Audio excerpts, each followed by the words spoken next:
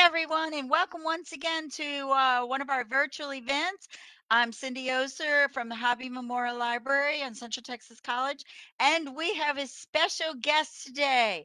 We have Mr. Josh Johns, meteorologist from First Alert 25 ABC. We are thrilled that he's going to finally answer the questions of why is Texas weather so crazy? So I'm going to go ahead and let him get started. Thank you so much, sir, for being here with us today. Hey, thank y'all for having me. I'm going to at least attempt to answer that question. I mean, there are a lot of factors as to why our weather is so crazy here in Texas. I'm going to share this real quick over to my Facebook page so that some viewers can see it as well, if I can figure out how to do that real quick.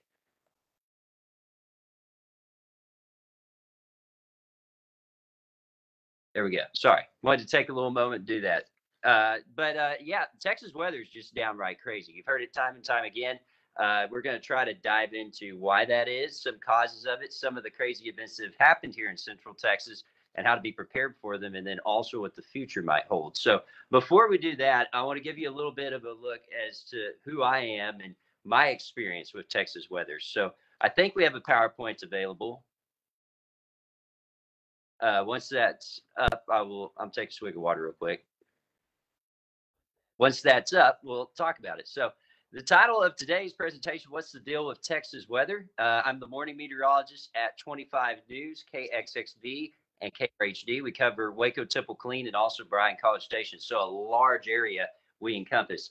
Let's go to the next slide. I'll tell you a little bit about me. I was born in the Fort Worth area near Cleburne, Texas. So I grew up in Tornado Alley. Really got bit by the weather bug early because we just kept having these storms after storms after storms and big tornadoes that moved through North Texas as well. That kind of led me to be fascinated with weather. And then at an early age, I decided I wanted to be a meteorologist on TV, helping keep people safe like those that kept me safe when I was younger. So I took steps to do that, became a Skywarn storm spotter. You may have heard of those. They're the folks that go out in the storm, relay what they're seeing to the National Weather Service, and a ham radio operator so I could communicate with the National Weather Service.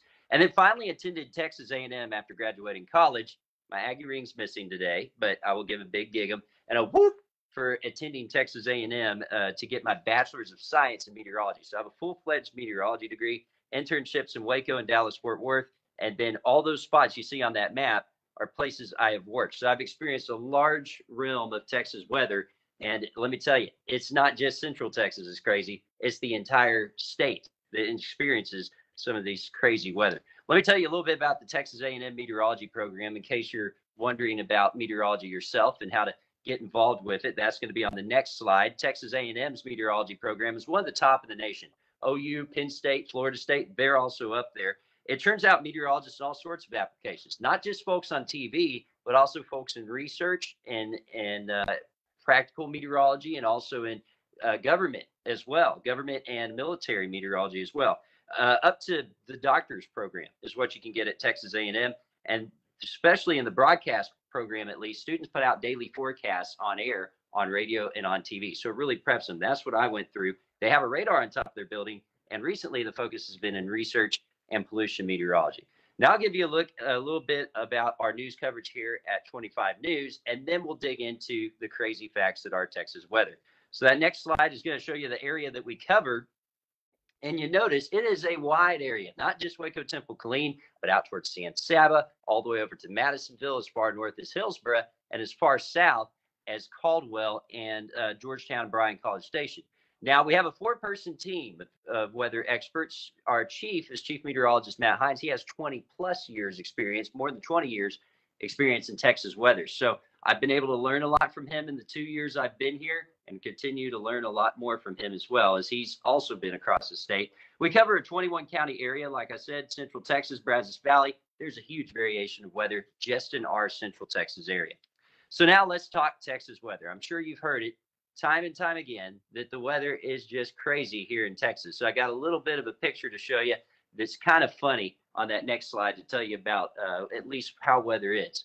I think Drew Carey says it best. If you've seen Whose Line Is It Anyway, they have a little thing where they talk about how the score works there. Well, in Texas, the weather's made up and the seasons don't matter.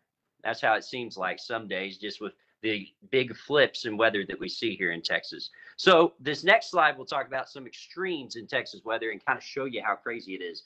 Our hottest temperature ever recorded on record in Texas, 120 degrees Fahrenheit. That happened in Seymour and in Monahans. Seymour is up towards the north, towards Wichita Falls. Monahans is out in the desert of West Texas. That happened in 1994 in Monahans and 1936 in Seymour. But it has gotten as cold as negative 23. So you're talking about a variation that's 140 degrees from the extremes that Texas has seen. That happened in Tulia in the 1800s and also in Seminole in 1933. Both of those are in the Panhandle. We've seen close to 109 inches of rain a year in one spot. That happened in Clarksville in Northeast Texas. And we've seen as little as 1.5 inches of rain in a total year. That happened in the Big Bend, a town in Presidio. In addition, we get some huge extremes just in a 24-hour period. Alvin saw close to 43 inches of rain with Tropical Storm Claudette that hit in the 70s. And then the wettest year statewide was 41 inches of rain. The driest year, close to 15 inches. So you can already get the picture that Texas has a big spread. You don't need me to tell you. It's just the facts help to back it up. And one thing I found interesting, I didn't even know this until the other day, which is bad on my part, but in my hometown, it was the record 24-hour record snowfall, and that was in Cleburne in 1979. And of course, with Texas, we get tornadoes. So move to the next slide, and we'll talk about the tornadoes that come through here. Texas leads the nation in how many tornadoes they have seen on average per year. 6 of those have been F5s since 1950, and 3 of those F5s, the largest type of tornadoes, were in Central Texas. We average in this state about 140 tornadoes per year. Let's kind of break that down to Central Texas on the next slide, or at least north in Central Texas. And you'll notice that while we are active with tornadoes here, there's more activity to our north. There's a reason for that. We'll kind of dig into it a little bit more. But still notice that since 1880, we've had 60 tornadoes or so in McLennan and 60 tornadoes or so in Bell County. McLennan and Bell County are showing the most tornadoes, and part of that is because you have more population, so they're able to see it. But bottom line, we get all sorts of weather, and tornadoes are still a factor here in Central Texas, despite the fact we're on the edge of Tornado Alley. Let's dig into one of those big tornadoes and talk about some of the historic tornadoes, or at least the F5s that have worked here through Central Texas. That next slide, we'll talk about the Waco tornado. It was an F5 that hit in May 11th of 1953. It's the deadliest tornado that occurred since 1900 at that point. 114 people unfortunately lost their lives and 597 were injured. 600 homes and businesses destroyed and over 1,000 homes and businesses damaged. In 1953, the damage this F5 tornado caused was close to $41 million. If you fast forward that to today, you're talking about $421 million worth of damage that came out of that storm in Waco. And it led to a lot of advances that we've seen that now help to keep us safe. After that tornado moved through, a bunch of folks in the industry and in academia met together at Texas A&M in 1953 in June to have the Texas Tornado Warning Conference, of which the idea of a nationwide network of radars was kind of proposed, and that kind of got the ground rolling, plus protocol on how to warn areas of tornadoes and also how cities can help keep folks alert of those tornadoes that come through. And interestingly enough, the same day we had an F4 tornado occur in my last market I worked in, which was San Angelo, mere hours before the Waco tornado. So everything kind of tied together. Another tornado, and this will be on the next slide, this was one of the bigger F5s as well, happened again in 1997. So not only has Central Texas seen one of the biggest tornadoes, they've also seen another F5 tornado. And yeah, go ahead and play some of that video and see if it'll play while I'm talking, if that works. Maybe it's part of the way.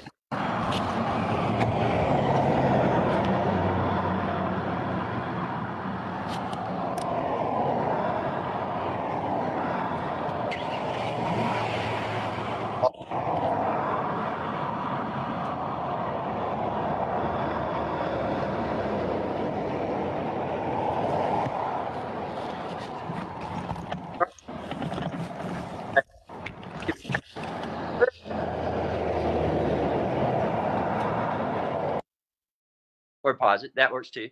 That was when it started early on. It was just a little tiny tornado like that. But then it expanded, and the Gerald F5 tornado became close to 3/4 mile wide. And if you think about that, that is a large area as it's all moving through, causing that damage. 27 folks died in that, and 12 were injured.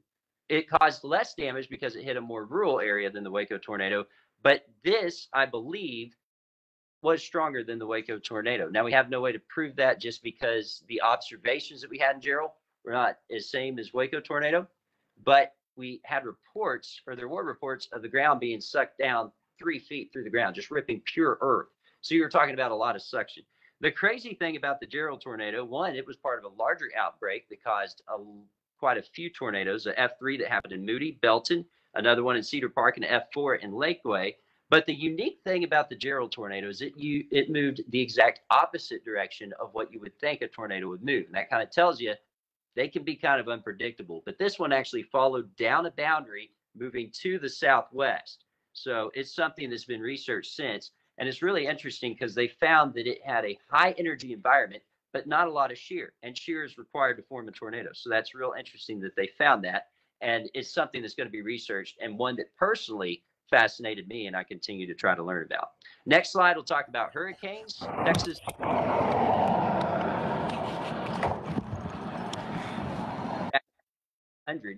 And you have many other big ones after that. Carla hit in 61, Allen in 1980, Allison, which was not a hurricane, but a tropical storm that dropped an enormous amount of rain on the Houston area and kind of stalled out, proving that you don't need a hurricane to cause a big issue. You can have them with tropical storms. And then, of course, Hurricane Harvey, which happened in 2017. That was one of the second costliest hurricanes in the country, and is the costliest now in Texas history, replacing Celia that hit Corpus Christi back in the 70s. $125 billion in damage. Keep in mind, that's quite a bit more than the Waco tornado. And part of the reason that hurricane encompasses a larger portion of the area. Let's go to the next slide, and we'll talk about another event, because this is one that, you know, Texas is not really known about, but really got us this year, and that was the Texas deep freeze. We spent 205 hours below freezing or at freezing in central Texas from the 10th of February all the way to the 19th of February, and that shattered the old record, which was set back in 83, which was one of the colder winters on record. That record was 150. So you're talking about a deep freeze that we really hadn't seen before here in Central Texas. So let's talk about how that kind of transpired with the next slide here, at least what we were seeing in the models. The thing that happens is in the winter, you're looking up to the north, because a lot of what brings the colder air is colder air that is built up in Canada. And then eventually something has to dislodge it and dive it southward. The weird part was we were in a La Nina year. That typically is warmer. We're also in a La Nina year now, but don't get too carried away and think that that's going to happen again. A lot of stuff has to come together. But what happened was in a La Nina year, even though you're warm like that, you can still get some sharp cold fronts, some sharp intrusions of deep cold air that can come in. And one of those causes Texas deep freeze. Now, we saw the potential for some of this to break off in the models as early as February 6th. So you're talking close to 5 to 7 days out. And this is when we started talking about it on air. It's kind of weird to talk about cold air on air in Texas because, you know, typically we see things happen in the models and it just doesn't transpire. Think about how many times it looked like it was going to snow and then we don't get it here in Texas. But we saw that there would be a significant chunk of cold air to come in, and it would come in two waves, and started talking about it there February 6th with that cold front that was going to dive to the south. That second wave really resembling the classic look that has brought some of the coldest air that moves through. So let's talk about the first front that came through, and I'll tell you something interesting about it on this next slide, and it'll tell you more about the first front that came through. One thing models struggle with in the winter is how cold that air is as it comes down to Texas. So that presented a challenge for us. It ended up being colder than expected, at least the air that came through from that first cold front. And that meant that it allowed for the switchover from rain to snow a little bit quicker. So even though we thought, you know, maybe we'd end up with things a little bit close to freezing, but not really below, it quickly dropped below freezing. And that combined with moisture that streamed over it, because all you have to do is once you get that cold air mass in place, You just get a few upper level storms to come through, and that's enough to cause some of that. And it was just the perfect storm that happened multiple times. So the first wave came from that first front. And if you are familiar with Bell County, Holland got slammed by this freezing rain that formed. It was largely an ice event. Let's go to the next slide and talk about the second front that came through, because really it was 3 waves that came through with this entire winter storm, which also is unprecedented. You don't see that often, if at all, in Texas, where you get a cold air intrusion and then 3 distinct winter storms building in with it. So the second front, we knew that the first front had already caused issues.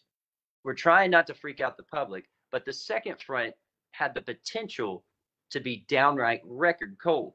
So we had to talk about the potential for this to be life-threatening, because this is cold air that, folks that were born since 1980, including, myself, had never felt. So we had to learn how to balance that and talk about the coverage while not freaking out the viewer. Models continued to get colder. I remember looking at Matt and saying, there's no way this is going to happen.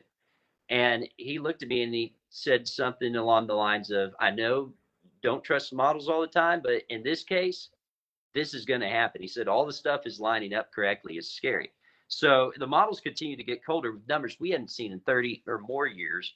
And so that was challenging for us, because we had to walk that level between panic and accuracy, but we knew the potential for life-threatening cold and a crippling winter was coming. And so we had to get creative with our graphics. You can see some of those down there, including one that I made on the left. And you can ask Matt, he'll tell you that I'm very conservative when it comes to forecasting. That was one of the least conservative things I've ever done with forecasting, and saying that, hey, there's potential the entire state shuts down from this. And the entire state ended up under a winter storm warning with the second front. So the next slide, we'll talk about the second front a little bit. What we found was, as opposed to what the models were showing, and this was one good thing about it, to where instead of seeing a huge ice storm and then switching over to snow, we quickly changed over to snow, because that air came in so cold, the atmosphere cooled not only from the surface, but all the way up in the atmosphere. So everything falling was pure snow. It was a lot like what you kind of see in Colorado. So as that happened, we had a quick change over to snow with heavy snow falling. You can see that on the radar on the top right. And then temperatures plunged into the teens. The reason we saw these temperatures go so cold, and the thing the model struggled with, was the amount of snow that was on the ground, the amount of coverage from the snow. When you get that much snow on the ground, it acts like a little ice box. And so it's hard to really warm up during the day. And at night, you're getting some effect of the cold around it, making things colder. It's what we call the snowpack effect. Because of that combination with that and the deep Canadian air that came in led to the record-setting cold, with temperatures diving below zero. This next slide I wanted to throw in just so we had a little bit of a breather in there. You got to enjoy the crazy when it comes. My dog had never seen snow that heavy, and we ran her around at my friend's house and had a bunch of fun. I tell you, it was cold, though, when we were out there. Next slide talks about the final burst of the winter storm. And this was, once that big cold slot had come through, there was yet another storm behind it that came through. And this one, luckily, targeted areas a little bit further south of Waco, Temple, Killeen. But unfortunately, I also moved over that same portion of Bell County, to where they got a double whammy that caused all those power outages in eastern Bell County, and then also in parts of the northern Brazos Valley. So we had to talk, hey, I know we've already been hit by these two, but we've got another one on the way. So don't leave your house just yet. Let's talk about things learned from the winter storm, because this is what I always like to do, is when an extreme event like this comes in, try to figure out, hey, what went wrong, what went right, how did our forecast do? Let's go to the next slide and talk about that. One thing we learned, and anyone will tell you this, how many people had their powers out? A ton of people had their power out. We learned that Texas can't really handle a winter storm that well. And there's a reason. I mean, the grid is designed for summer weather. We get big summer type events that get so hot. It's not really designed for the cold air. So we learned that Texas still needs to prepare for that, because of one reason. Texas can still get hit by winter weather. History can repeat itself. This happened in 1983. At least this type of event happened in 83. It also happened back in the 1920s. So 1920, 1983, 2021, it could still happen again. So we need to prepare for it. We also learned that Facebook Live is highly effective. We have folks that couldn't get our signal on air, but since we were on Facebook, they could still get the message. So it kind of ushered in a new type of, I mean, we'd already done Facebook Live, but a new type of focus on, hey, digital matters a lot more than maybe we really thought. There were a lot of forecast challenges, though. I mean, models weren't not going cold enough. Some models were kind of warming the layer above us a little too much, which created models just throwing out enormous ice totals. And that also led to the fact that anyone has access to these models. They can just throw it on the internet and it goes wildfire. So we had to learn how to be effective in our messaging. So, like I said, we always try to learn and improve. And I think we'll be improving on the Texas winter storm. So now that we've talked about how crazy the weather here is in Central Texas, let's talk about why it is. This next slide has another joke for you just to keep things livened up. I'm sure you've walked outdoors and it's been sunny, and the next moment you had a cold front come through, and all of a sudden you're shivering. And West Texas, I experienced a temperature drop where in the afternoon we were sitting at 87, and by the time we got an hour later, the temperature had dropped 37 degrees from a strong cold front. So you're talking about some insane temperature differences in Texas. Let's talk about why that is at the next slide here. A lot of it, believe it or not, very elementary, comes down to location. Texas is unique in the fact that it's so close to a warm body of water, yet so close to also dry desert air that you constantly have air masses fighting. Texas is large, covers a large area. A lot of what we have could be fitting in 5 states. So, we're experiencing 5 states' weather in 1 state. That means it has multiple climates. And when I say climate, we've got to break down the difference between climate and weather. We're talking about weather here, but climate is weather over time. So basically, what Texas experiences typically is your climate. Weather is instantaneous. So what is it doing outside right now? Well, it's sunny. And so air masses within these climates constantly battle, which leads to highly variable weather. Even if on average Texas has a climate, it leads to highly variable weather since you have multiple climates in the state. And you can see that climate type map if you look really closely. A lot of the state is in the same climate type, but you have the drier climates off to the west. You also have the super humid climates off to the east, and those clash. So this next slide will show you how that works. And a lot of it has to do with what we call source region. If you're in a climatology class, they'll tell you about this. This is how air moves. And so you're dealing with air that is from the Gulf coming in from the southeast. You'll notice this when you walk outside. It feels humid. That is that Gulf air. What's happening out to the west is you get dry desert air. So not only are you having Gulf air and dry desert air in the same place, they're constantly clashing. And it's that clash that creates thunderstorms and the frequent variable weather that we see. You're also not only dealing with the fact that you have difference in humidity across the state, you're also dealing with the different cold and warm air masses coming across the state. So you have that warm air coming from the Gulf, you have warm air coming from the west, from the desert. You also have that cool air coming from the north. So every time those clash, Texas sits in the battle zone. And so that allows for those type of systems to come in that create bad weather. The next slide will talk about terrain influences, because you can have all this stuff happening at the surface. In order for the weather to get going, you also need stuff coming in above the surface, say in the mid and upper levels of the atmosphere.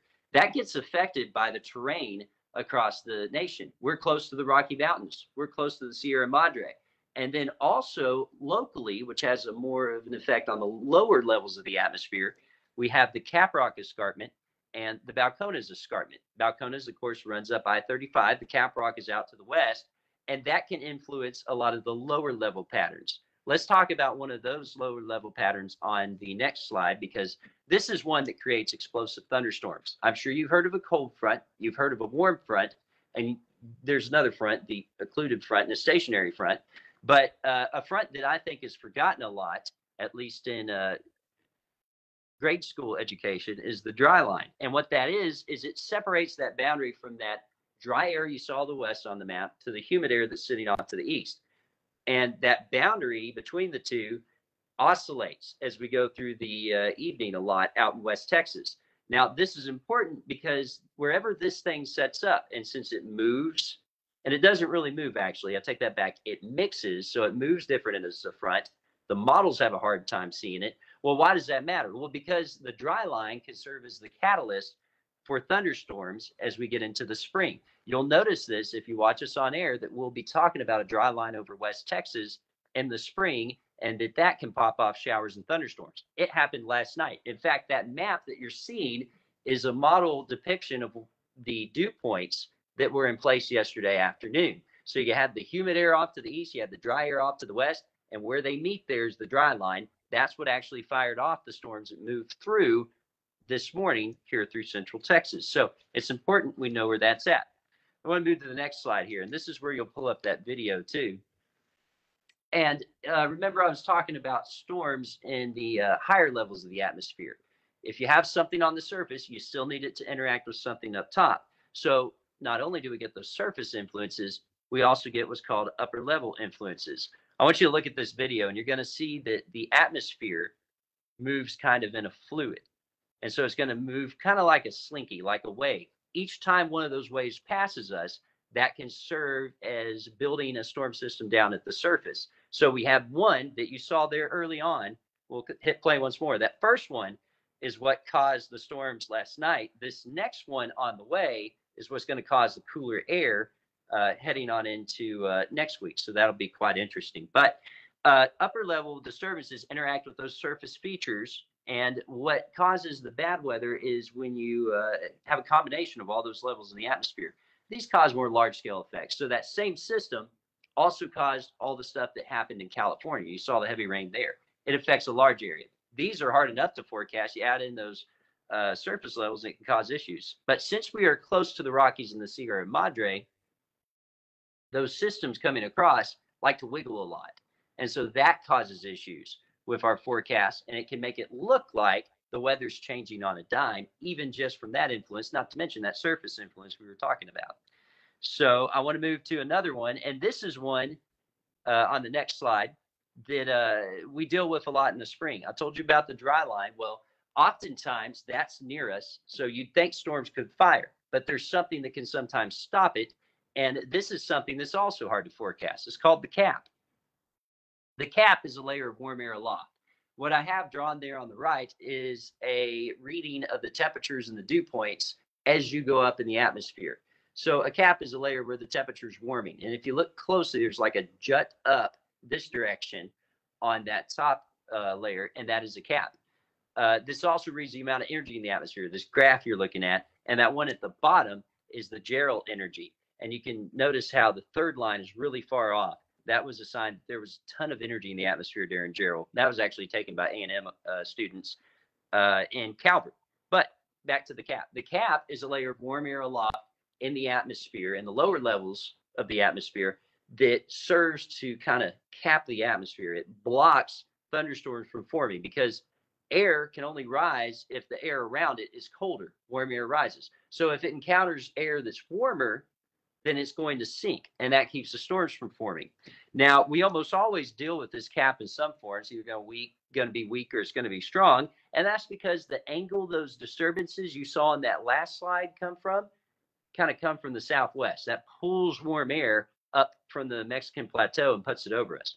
But you can thank the Mexican plateau with mid-level south winds forming for that. Thing is, models struggle with this. They like to say, hey, it doesn't exist. And so a lot of times as we're forecasting, we're looking at it, we have to weigh, okay, is this really going to happen? Stuff like that, and look at the cap closer. But because of that, that leads to high uncertainty and severe weather episodes. A lot of times you're going to see us say, hey, we have the chance for severe weather today. These could fire off and come through. And you're going to think that we're wrong when they don't. Well, a lot of times it's just a hair difference that kept us from seeing those storms. That hair difference was the cap. So that's something you're going to see us talk about in the spring, and that can also lead to this huge variation of weather because it looks like we're going to have severe storms. We come out, we say it, and then it doesn't, and then you start thinking, hey, why are you wrong all the time? That's one of the reasons. Let's talk about some Central Texas influences on the next slide, because not only are we dealing with these influences that happen all over the Lone Star State, but we also have our local influences. I talked about the Balcones Escarpment earlier. Well, the Balcones Escarpment can add a little bit more spin to the lower levels of the atmosphere as those systems come across that maybe the models can't see, and all of a sudden you're dealing with a storm that somehow looks a lot stronger than it was going to. It can also affect moisture flow from the Gulf. It can kind of stop a lot of that warm, humid air from getting out to West Texas, And again, models will struggle with this because they sometimes struggle with how to resolve terrain. And more importantly, and research that they found recently in combination with universities and also the National Weather Service in Austin, is they found that that escarpment leads to a localized area of heavier rain because that air is being forced up by the mountains, or I mean, they aren't mountains, they're hills, but forced up. And so it's causing a lot more moisture to be available for those storms to put out. And then we also have the urban heat island effect. If you've been anywhere in central Texas lately, you know that we have a lot more people moving in. We have major population growth in central Texas. They already dealt with this in Dallas Fort Worth. We're dealing with this here now. That leads to higher daytime temperatures in the area where a lot of civilization is because of concrete that soaks in that warm air or that heat from the sun than what models would show. So we have to look at that. And it also leads to warmer nighttime temperatures because as that concrete absorbs all the heat in the daytime from the sun, a lot of that escapes up into the atmosphere, warms at night. So areas out in the rural areas can cool off quicker than, places in the city. Now, there are some signs this affects storms as they come over the area. Hadn't been quite researched yet, but it is something we're kind of looking at closely, and a lot of folks in the research side of meteorology are looking at closely because, of course, that can lead to your crazy weather. You have a storm coming, and then all of a sudden it's just weaker because of that. It's something that we're kind of looking into. Look at our terrain on the next slide. I want to show you this just because you can see there's a lot of features in there that affect locally how your weather occurs. So all this to say, yeah, it's crazy. It's also hard to forecast. This is why it's crazy because we have so many influences on our weather here in Central Texas. So let's dig into how we can better predict this, where we can do better at this on the next slide to help make it to where the weather maybe doesn't seem as crazy. We can study the weather patterns. That's the only way you can really get better at this is you can look and say, okay, how is this going to interact with this? Because I've seen this happen in the past. Again, history repeats itself. I've noticed this already is that a lot of times these storms can be real bad in West Texas, then come in and they're a little weaker. Why is that? I'm still trying to dig into it. In San Angelo, when we had storms come over the Edwards Plateau, San Angelo is set in a little bowl. So when they came over, I noticed that the outflow happened quicker. As a result, they were weaker, wouldn't produce a tornado unless they came in at the right angle. And then as they moved east, they strengthened. So that's some of the local patterns you can see. So there may be things that you see that I don't. We got to learn model biases. For example, a lot of the models are too warm at night here because a lot of the rural areas cool off quicker. So it's learning those biases.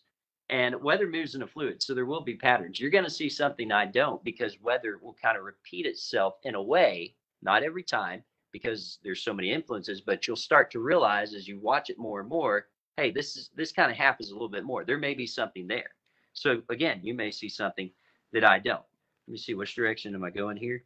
I'm going south. So the next one's going to talk about how we challenges we face as Central Texas meteorologists. So again, these are some of the issues I just brushed over, but we'll brush over them a little bit again. There's another joke for you. So Susie, you got half the problems wrong. Well, that's okay, Dad. I want to be a meteorologist when I grow up. I can laugh at these. You know, some people get offended. I laugh at them, but sometimes folks really do think we don't know what we're doing. We actually do. There's just a lot of variability. One thing that's causing issues lately is the fact that there's more and more of this modeled data, say that we show on air, that's available to the general public. And so frequently you are seeing these screenshots of models sent out over Twitter, some of them that show just fantasy type land solutions like 12 inches of snow on Christmas a good 3 weeks out because it's available. We have to deal with that. The thing about high resolution data, though, is these models are trying to get higher and higher resolution. I believe they have trouble resolving local features. They can resolve some features, but then they'll overdo other things. When they overdo that, that can lead to maybe making these storms stronger than what they are. We kind of saw that last night where it was overdoing winds that were coming out of the south, leading into the storms and saying, hey, this is actually going to come this direction. And as a result, was showing little spots where tornadoes could happen over central Texas. we kind of knew that that was going to happen a little bit further east, and that's why Houston got it and not us. That's one thing, one example of how these high resolution models can overdo it. But when people just tweet this out freely, it can create panic. So my challenge to you on that is follow people you trust that know the weather and share those people. Don't share Bob's weather page or whatever. Another challenge we have bad radar coverage here in Central Texas. This is one thing we had to deal with last night. The National Weather Service has a network of radars. It's a great network of radars.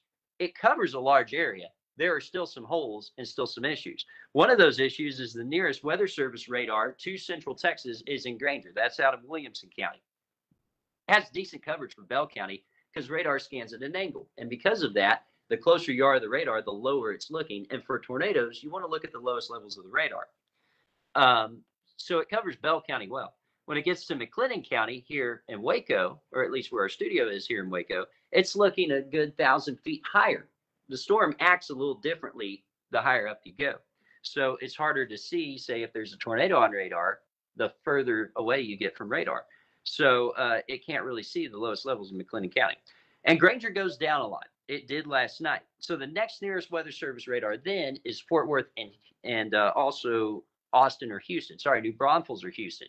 We had to use those this morning. So as a result, it was harder to see that lowest level. So there may have been gusts of wind we weren't seeing on radar with these storms that came through last night that may have been getting a little bit higher, but we couldn't see it because it was so far away. So it was a little stressful morning, to say the least, because of that. And then obviously we deal with public perception. If the weather's so crazy, you, not you in particular, but folks in the public think, hey, they get it wrong all the time. Well, you know, a 2-degree forecast is not that bad, but it's still wrong, right? So there's a perception of accuracy that challenges us every day. So let's talk about how we can be better prepared for the weather that comes through. And that's going to be on the next slide. And that's paying attention to the weather. Like I said, you're going to see patterns. And also, if you're alert, you're going to know when things are coming through. So have action plans in place. Should bad weather threaten, that's going to help you keep your family safe.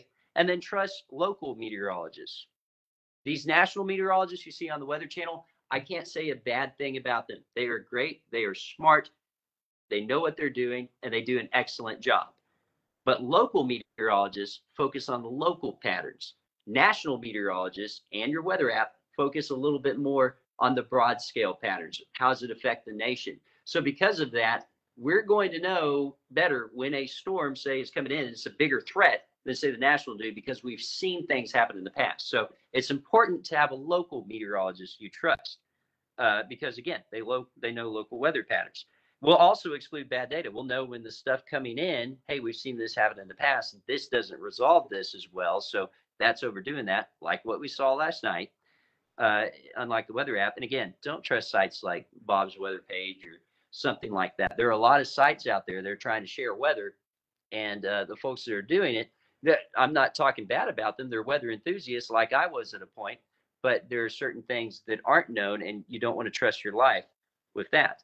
And then have more than one way to get warnings. One of our ways, Storm Shield app. I'll put a plug for our station app on Apple and Android, and then follow local meteorologists on Facebook and Twitter. I'll give you my handle here in a little while. Let's talk about what the future may hold. We're getting close to the end. Don't worry if you're already getting tired. That's going to be on the next slide here, what the future may hold and how our weather could change, or at least how we forecast could change as well. Meteorologists are always researching. Sign of a good scientist is they continue to try to learn from what's going on. So new equations are being put into models every day. Already, we have a new model in our system that was developed by IBM that is trying to better predict the weather. Now, it's having issues right now, but in the long run, may do more accurately than, say, the other model that was in our system. Better science is forming because we're learning a better understanding of our environment, and that's being put into the models as well. So we should be finding more efficient ways to resolve those small scale features that cause a huge variability. We already have a good outlook on large scale features, like those chunks of Arctic air we talk into. The problem is those small scale features, like how far is this front going to make it? That is still trying to be resolved, and that's what the biggest research is in right now. And also those small scale features are why some areas see tornadoes and some don't. So a lot of that is still going in. So as we learn more and more about this, ultimately, it should lead to better predictions, or at least more accurate predictions. There will still be times it's wrong, though. So it's important to stay aware. One thing that could help is a denser observation network. This is going to require government intervention as well. Oklahoma has a network of observation stations that cover the entire state. Texas still has a lot of holes. That feeds into the models as well. So if we get a denser observation network, which may happen in the future, depending on how things happen, that could help predict things and make it easier to find local features. Also, a denser radar network. I told you it's a great radar network, but there is still a hole. One of them is out in Crockett in East Texas. Another one's up in Durant in Oklahoma. That one is about to be filled, and so Northeast Texas will have a good little radar coverage. There's still a hole east of 45, north of Bryan College Station, that's still a problem. So you need a denser radar network. Would help with predictions as well, especially the west, out in the mountains where there's a lot of holes.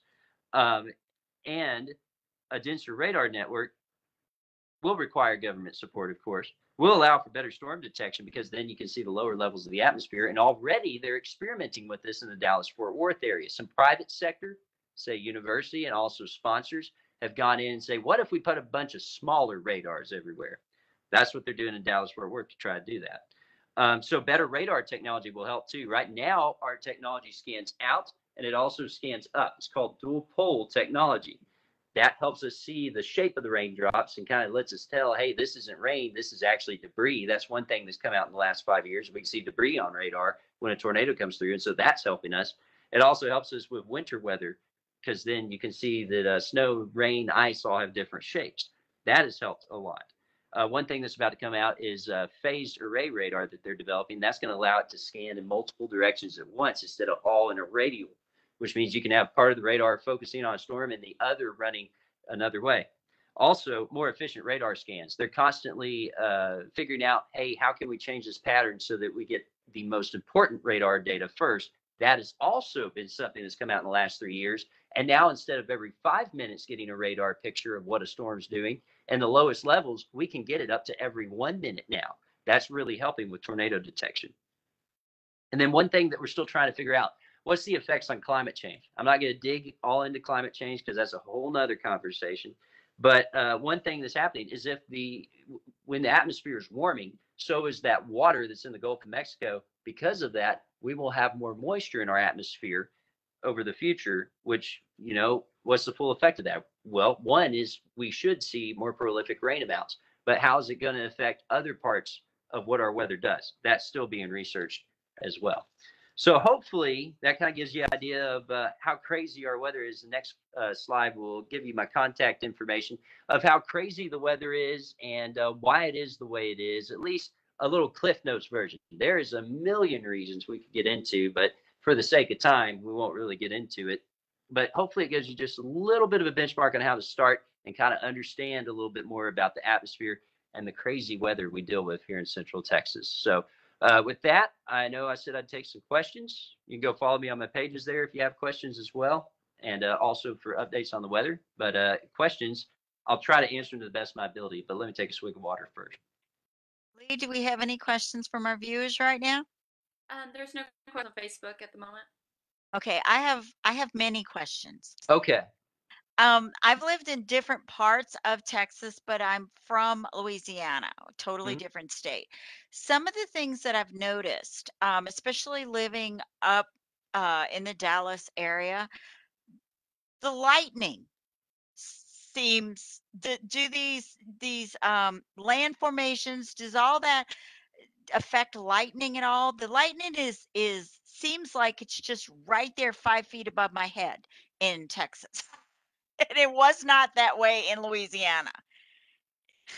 Well, what you're talking, are you talking visually or sound? Both. Visually. So I think part of that, I don't know fully, but it wouldn't surprise me if because of the interactions we have, if maybe we're seeing a little bit more of that spider lightning, or maybe it's easier to see also because we don't have as much humidity as, say, Louisiana. Maybe that makes it easier to see. And then as far as frequency of lightning, we have more structures and more terrain here in Texas. Lightning's always going to find that shortest path. So if you have more structures and you have higher hills, maybe more transmission towers, that lightning will find a way to hit it a little bit more. And so I think the frequency would go up a bit more. But it also, and it's just off the top of my head, uh, lightning needs ice in a storm to happen. So this is why hurricanes don't produce a lot of it, because a lot of that is tropical moisture. And because of that, you don't have any dry air in the mid levels of a storm, like say you do when it's over land. So when a storm produces more hail, you're going to see more lightning because of that. Those are the ice particles that are in the storm. And so Texas probably has more access to drier air. That being said, I know the lightning, the center of most lightning activity has been shifting back and forth between the east and the west lately.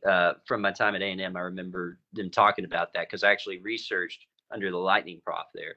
But that's just a few of my guesses. It's not a definite answer.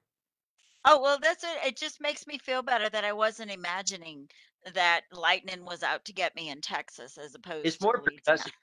percussive state. I know in San Angelo when I was out there, it felt so much louder, so much percussive. I think part of that was because dry air heats quicker. So your thunder is more intense, quicker instead of rolling. At least Okay. that's Well, I have another question about microbursts. mhm, One day at lunch, I was driving home, in Bryan, and I turned on my street, and there were fire engines and everything there, and every leaf and every tree had been locked off of the trees. mhm. And it was just on our block, and they said it was a microburst. What is a microburst? So a microburst is where you have a lot of so as a storm forms, you get a lot of moisture in it, and you have a downdraft and an updraft within a storm. But a microburst is when you get a localized area where you get a ton of moisture in it, and eventually the storm doesn't support that very well, likely because it's not as organized, and it'll just fall to the ground because of physics. As it falls, it accelerates. So it actually comes straight down and then spreads out in loops like this. So that microburst may have happened right on the tree and just shoot it all the way there. But it can be very localized, very strong. It's more common in the summer months because you don't have as much shear to support a storm, because you can have all this energy, but you need a shear to kind of keep it organized. And in the summer, we have less shear. So you're likely going to see those more around June, July than say March or April.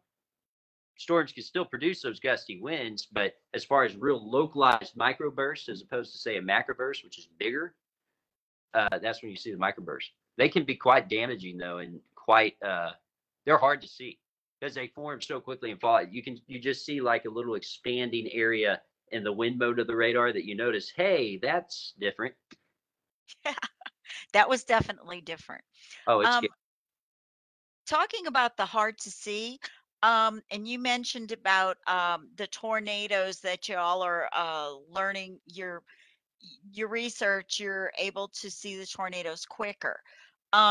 There's been instances when I lived up in the north of the North Dallas area, and where they've had all these tornado horns, and they missed one.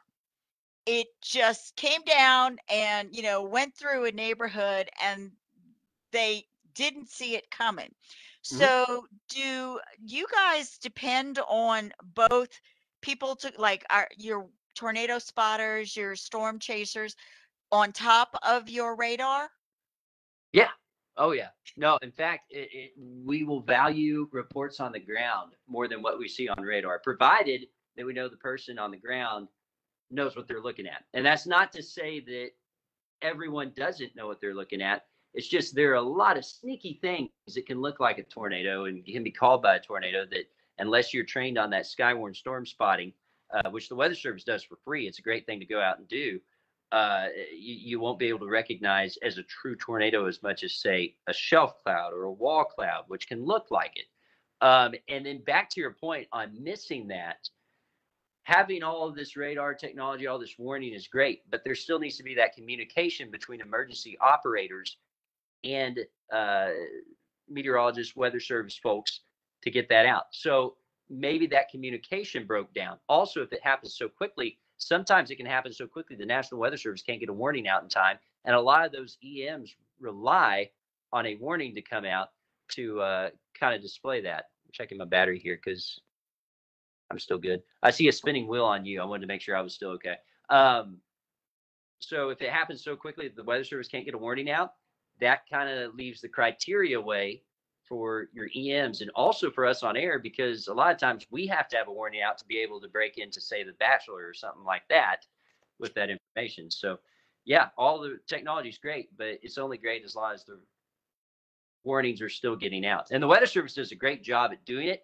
There's just sometimes that they're focused, say, on a certain area and something may come up. That's what we're watching too, because the Weather Service, for instance, in Fort Worth, great folks, they have to cover Fort Worth and Waco. Which one has more population? Fort Worth. So they're going to obviously be focusing on that if there's a threat there.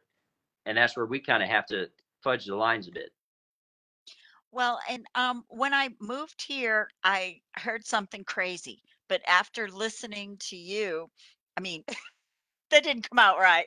Um, I'm wondering if it's the escarpments that are doing it. I was told that it rains east of 35 and it doesn't west of 35. I was told that when rain comes, it hits Copper's Cove, goes around the ridges, and then bypasses Killeen altogether, and then keeps going. Does it have So, to do with your barriers there? What is that? so that's something that everyone thinks happened in their town. This is the answer I have to give, and then I'll give you a theoretical answer. But that's something that everyone thinks in their town because of perception. Hey, it's coming towards me and it doesn't. Radar is not perfect. It's not going to see it all the time. There could be certain things happening in the upper levels of the atmosphere that's drying it out. That being said, there are terrain influences on storms. They're still researching that. As far as it raining more east of I-35, not particularly saying in that instance, but east of I-35, since you're east of the escarpment, 35 runs along it, you're going to have access to more moisture. So a lot of times you're going to see more rain on average east of I-35. Maybe not within a particular storm as it moves across, because I've also seen it where a storm moves across, dumps a ton of rain in Killeen, dumps nothing in Temple. So that is the old tale that's always told. Oh, it always splits around me, because I thought it growing up. And my theory was because to my west, there was the Comanche Peak power plant, was that they were shooting a ton of steam up in the atmosphere, is accelerating how the storm processes and making it split.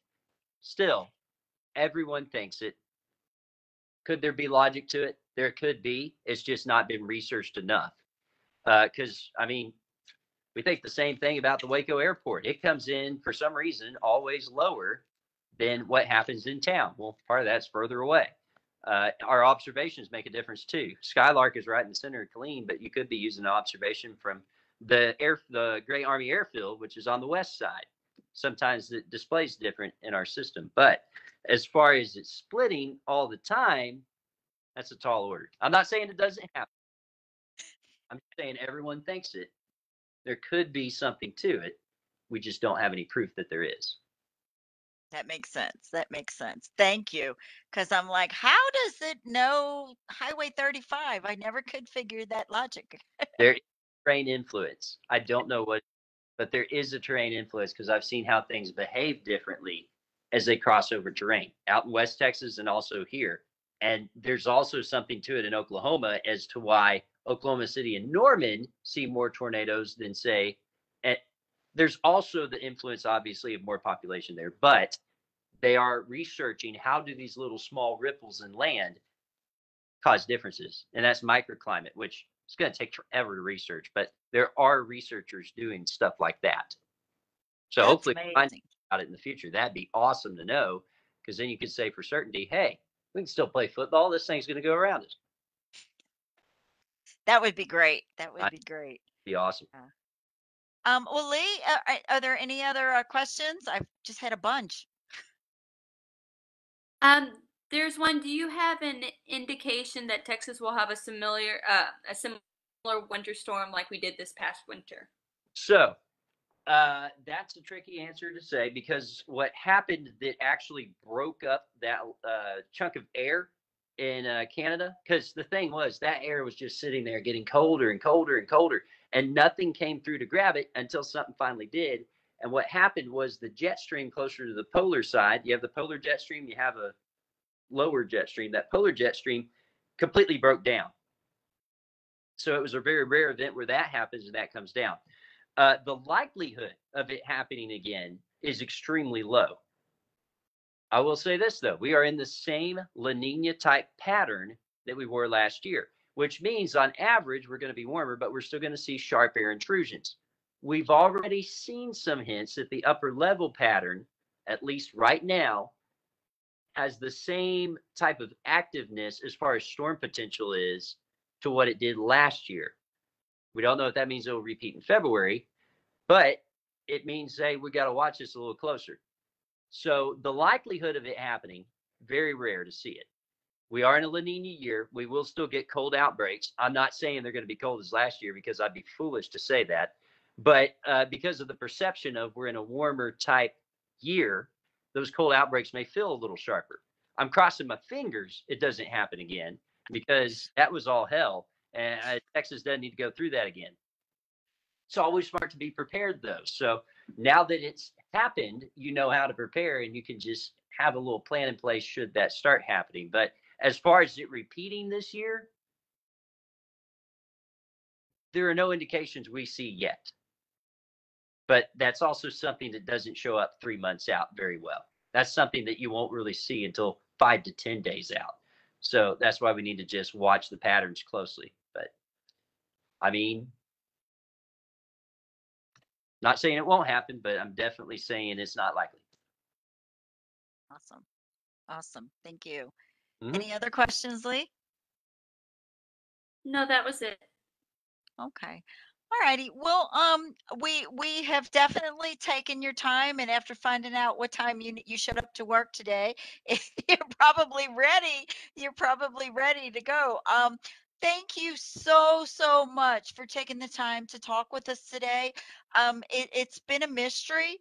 What Texas? You always hear about crazy Texas weather, and you gave us an indication of what's going on. Well, I'm glad. I hope that folks could walk away learning a little bit more about what's happening and maybe a little bit more understanding of why it's so crazy. And part of the reason I'm so fascinated by it because the job never changes because of that. It makes life interesting. That's awesome. So yeah, definitely, guys. Meteorology is a really awesome career. Every time we have a guest, I'm like, but I want to be that when I grow up.